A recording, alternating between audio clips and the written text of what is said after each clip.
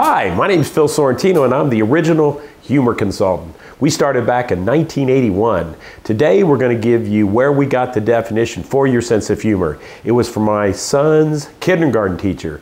Chad was in kindergarten, and yes, I have a Chad. He's not a hanging Chad, he's not a dimpled Chad, he's not a ripped Chad, he's not a pregnant Chad, he's Baghdad Chad. He's done 2 tours of Iraq. He was a drill sergeant, trained over 1,100 troops in 2 years, and today he's at Fort Knox. I think it's kind of ironic that the humor consultants created a drill sergeant.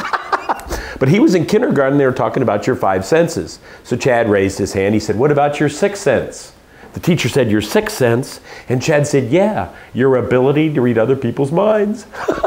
In the parent-teacher conference, I went, "Yes!" A tear formed in my eye. I turned to my wife and I said, "He can't clean his room, but he's got this one right." But she was a great teacher. She said, "Chad, what about your 7th sense?"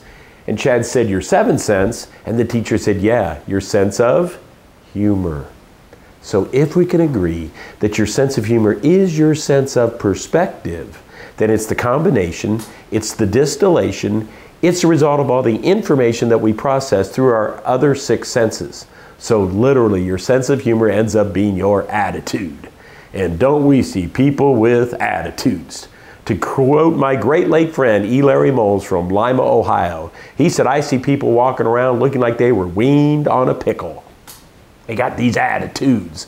So my question is, do you have a loving humor or do you have a hateful humor? Do you have an encouraging humor or do you have a discouraging humor? Do you have a forgiving humor or do you have a revengeful humor? You have the power to choose the humor you bring to the world.